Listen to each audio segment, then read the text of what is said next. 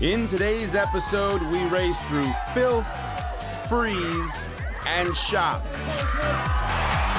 We get punchy in an ancient game of Italian football.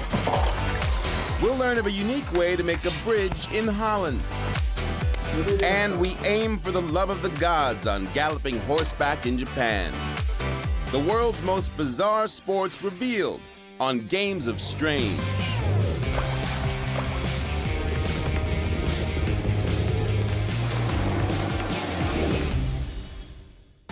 We begin in British soil, literally.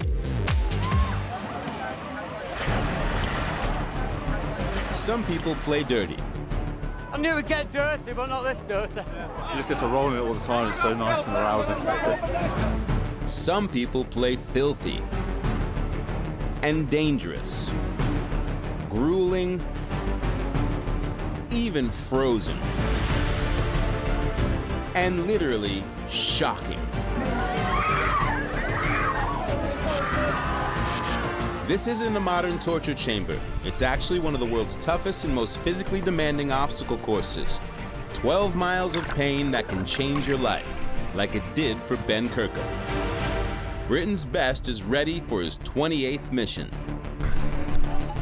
I'm not the fastest, but yeah, maybe I'm the toughest. And ready to help Nikki Emerson conquer her first. It was awesome. It was the most incredible experience. It's a day of hurt. Somebody in the back there. This is Tough Mudder, and only the most hardcore need apply. In northwest England, Cholmondeley Castle and its gardens are a postcard for tranquility. But for 48 hours, it's home to the Earth's most grueling Tough Mudder course. 29 punishing obstacles stretch across a 12-mile-long track, most of which can only be conquered with the help of fellow masochists. More than 12,000 people are here to push their bodies to the limit this weekend. Among them is 36-year-old Ben Kirkup. The construction manager has finished 27 Tough Mudder runs already, and on this weekend he attempts to complete 4 separate runs in only 2 days, something no Tough Mudder has done before. Without hesitation, he conquers every obstacle, like the kiss of mud, keeping his face in the dirt under the barbed wire. But that's what Tough Mudder is all about.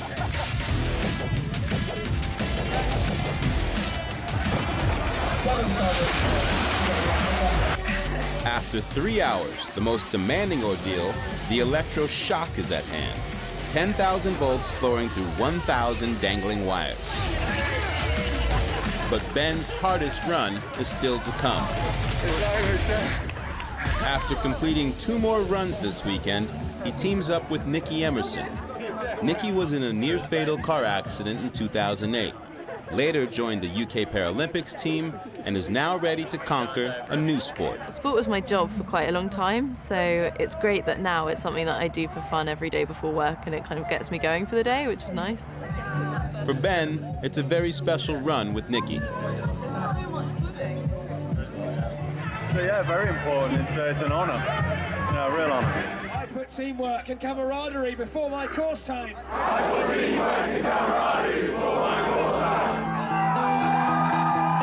Nikki will need the help of friends like Ben to conquer this gauntlet of voluntary torture.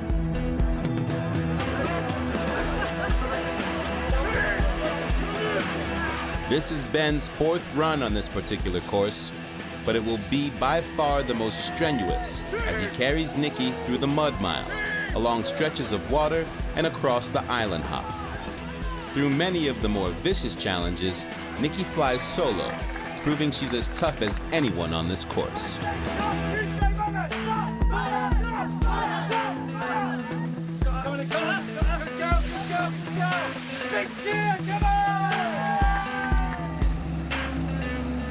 They're all true inspirations, and it's just absolutely incredible, and my full respect to everyone who's took part.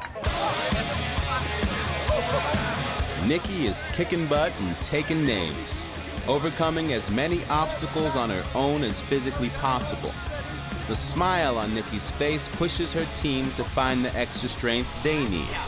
She won't quit, and neither will they.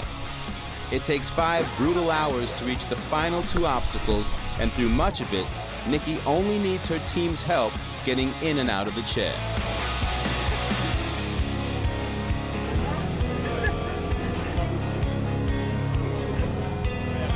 No, it's been awesome. The team are completely amazing and we've got through some very deep mud. Ben does his best firefighter impression, hoisting Nikki to the top of the Fire in Your Hole slide.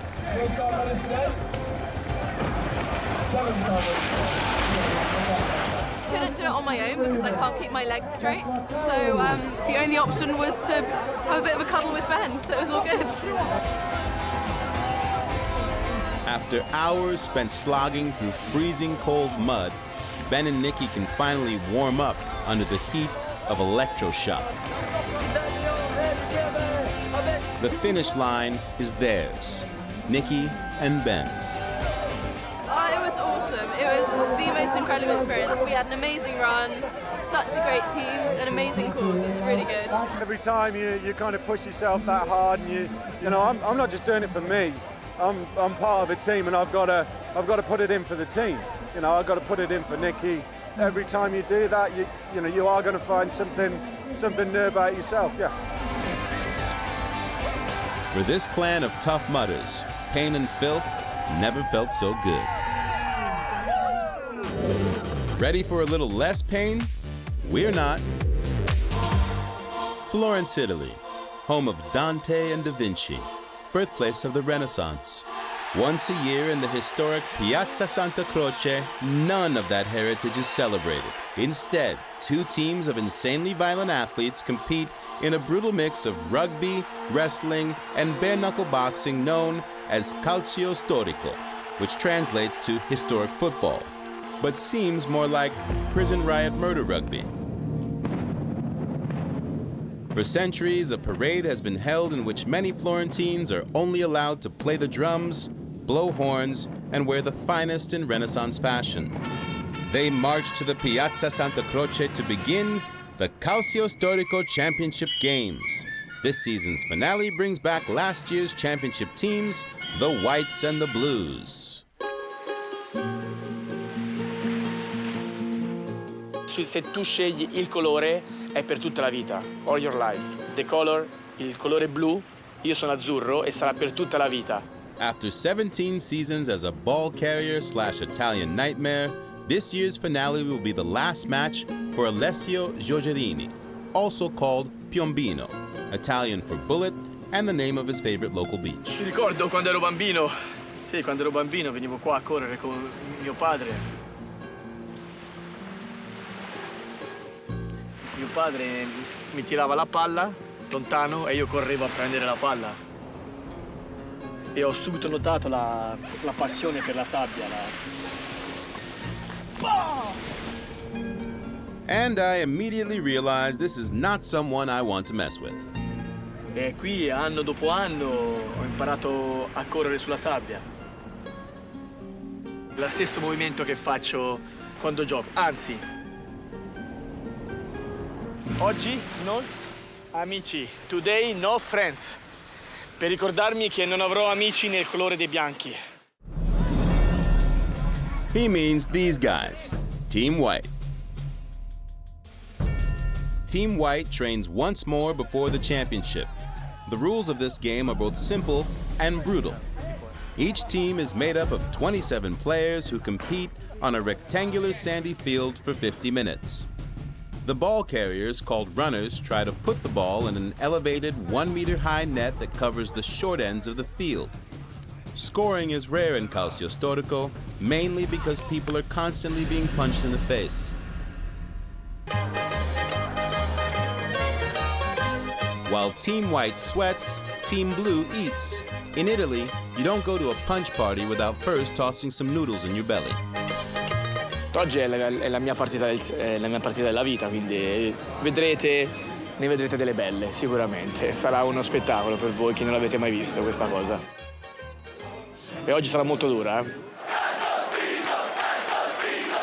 And now the battle is about to begin. A full house of bloodthirsty fans have arrived to watch these modern-day gladiators. Calcio Storico starts with a bang. They shoot a cannon every year to start the match. And then they get straight down to punching. Lots of punching. A little bit more punching. And then some choking, more punching. And then some ball carrying. And then, of course, some more punching. La paura è la cosa più importante del calcio in costume. You're scary. When you're scary, quando hai paura, sei in contatto con your spirit and your body as one.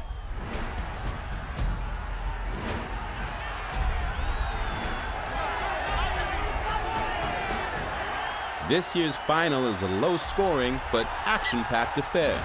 Cheering spectators witness flying tackles, a little bit of kicking, and of course, a whole bunch of punching. It's like the match is a handful of sand, and every grain is 1,000 punches.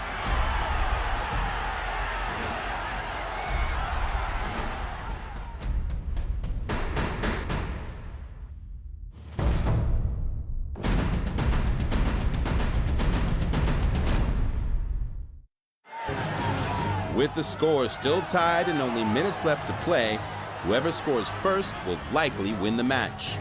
Do the Blues have the stamina remaining to win, or will their will and their jaws give out? Finally, with seconds left, the Blues more than stand their ground in an Azzurri fairy tale ending. Piombino, in his last match before retirement, makes a daring dash down the side of the arena to score the game's only goal, securing the Blues this year's championship. Yes, you may think these guys are nuts, but I guarantee you would never say that to their manly faces.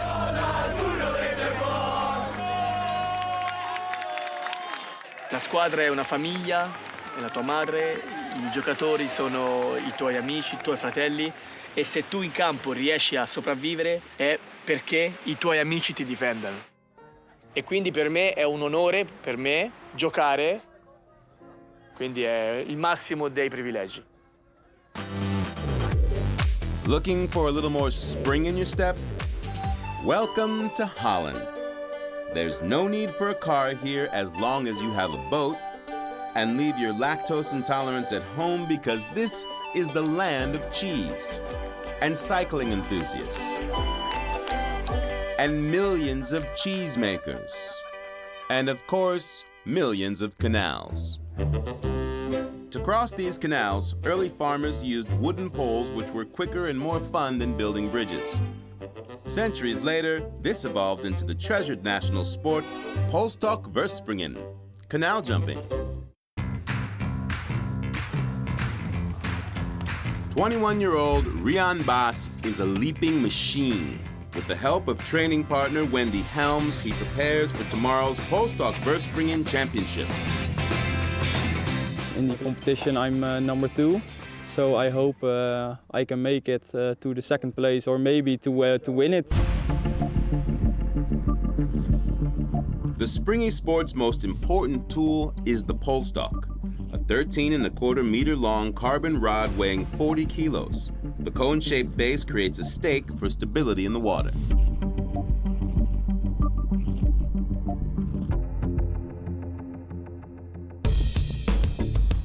The jump itself is easy to explain, but complex to execute. First, sprint as fast as you can into a Spider-Man-like leap, then climb for the sky, and finally, hurl your body off onto the beach.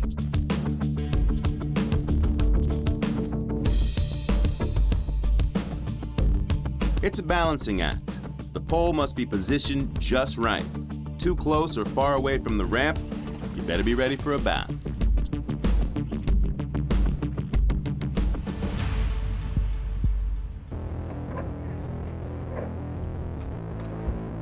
Rian has one last jump to get himself into championship form. I'm happy with my jumps tonight because I was high in the pool, the technique was good, and yeah, that resulted to a nice feeling for Saturday.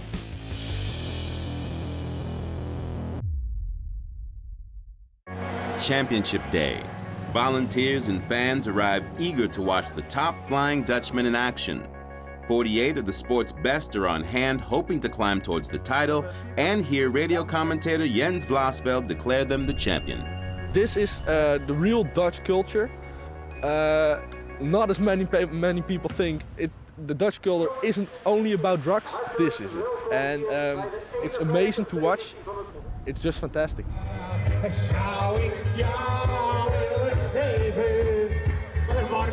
No drugs? Tell that to Dutch Elvis.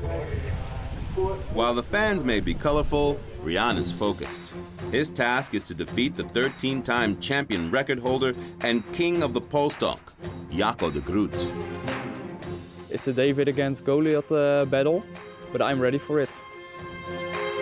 Jaco may be the champ, but he's not taking Riaan lightly. As a person, he's very sportive. He wants to win. He has a good attitude. And that's dangerous for me, because my goal is today to win. It's as easy as that. Each competitor will have 3 jumps in the qualification round. Only the top 8 will advance to the finals. From there, the best jump will win.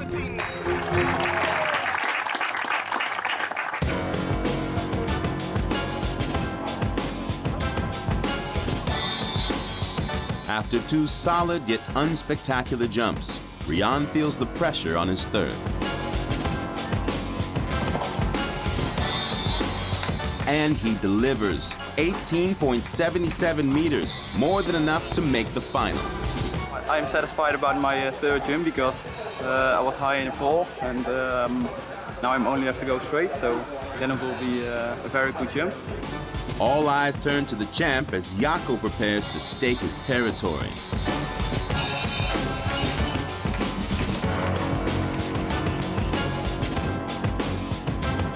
Not the territory he was looking for.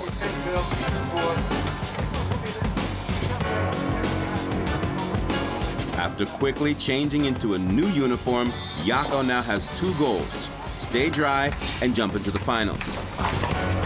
Jaco stays on the sand, but lands out of bounds. Still no score. His uncharacteristic struggles have stunned the crowd.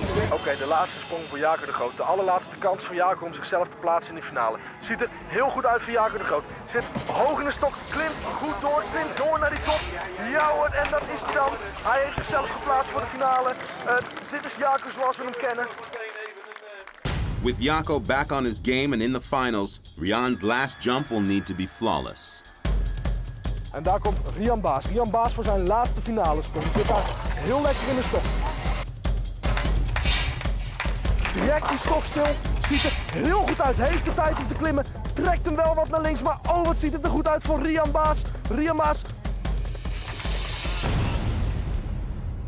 20.53 meters. Riaan couldn't have picked a better time to unleash the best jump of his career. It was perfect.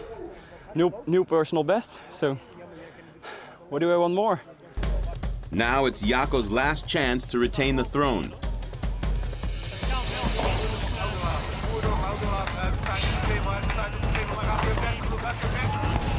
$19.48, not enough. The king's reign has ended. Riaan is the new Dutch champion.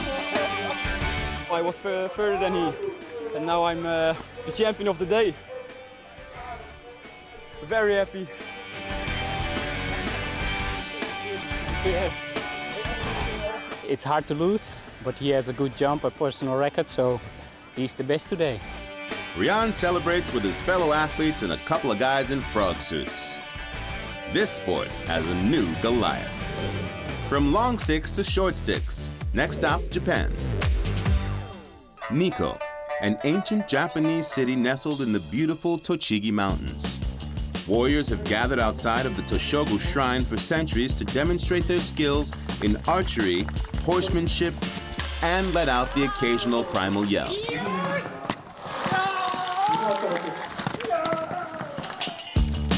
A martial art originated by the samurai, galloping Yabusame riders strive to obliterate 3 separate targets, aiming not for money, but for spiritual satisfaction. あくまで神様に見せるものですので、より美しく。For 29-year-old community worker Masayuki Yamakawa, hitting the targets isn't enough. He aims to satisfy the gods through a technique as flawless as his accuracy. 的に3つ当てることがまず、一つなんだと、第一優先なんだと思います。ですけども、ただ当てるんではなくて、綺麗な動作、皆さん神様もそうですし、お客さんが見てられるような、見た目からでもその美しい動作というのがありますので。Almost 400 years ago, the Nikko Toshogu Shrine was built for a powerful shogun. His samurai honed their riding and archery skills shooting at live animals. Later, these animals were replaced by wooden targets. The animals undoubtedly appreciated this change. ここが日光東照宮でやぶさめを行う馬場です。スタートがちょうど地上でだいたい220メーターぐらいあります。馬が走るところから的の場所まではだいたい弓1本分だいたい2メーター50ぐらいの距離があります。The right horse is almost as important to a Yabusame rider as his skill with a bow. Masayuki doesn't possess his own horse and heads to the renowned Ogasawara family stables, where he'll be entrusted with one of their prize steeds for the big event. Today, he'll ride with this wooden number, the stable's tamest mount. And the mare not spooked by Masayuki's singing.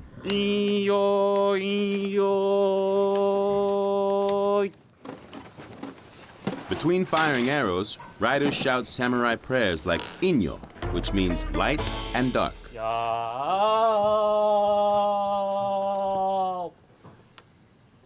The timing of the noise has purpose. The gods can be distracted by other sights at the festival, and the sounds can get their attention, bringing the riders luck. At stark contrast with the extremely modern spectators, Masayuki dresses in centuries-old samurai robes. やぶさめの歴史は鎌倉時代武士の稽古の一つとして始まりました。獣を射止めることで相手の矢を射ることに変え的に当てることで武士の鍛錬というふうになっています。Over time, the training became more of a ritual, designed to present the exceptional skills of the samurai to the gods. This spiritual aspect of Yabusame is still very much alive today.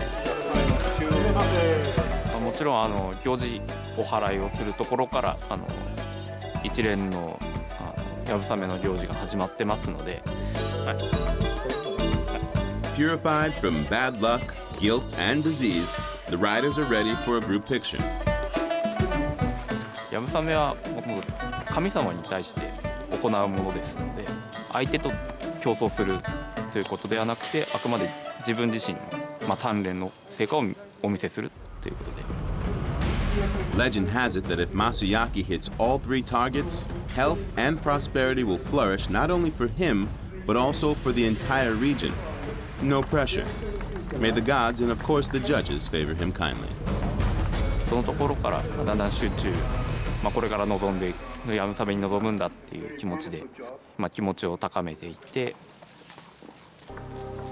Now Masayuki must lower his reins and use only his knees to guide a horse he hopes is half as steady as his previous wooden practice partner.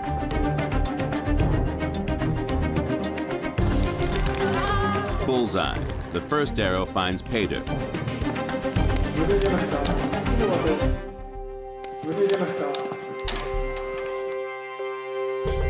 Strike number 2 is as flawless as the first. Masayuki approaches the final target. A miss, but the gods are still pleased, as symbolized by a white victory cloth. 一つ外してしまいましたけど、当たってよかったです。今後の目標はもっと美しく稽古をやって本番でも同じような動作ができるようにやっていきたいと思いま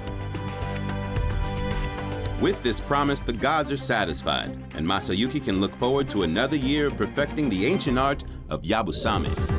From every corner of the globe, the weird, the tough, the rough, bizarre, ancient, and mind-bending athletics, all of this and more on Games of Strange.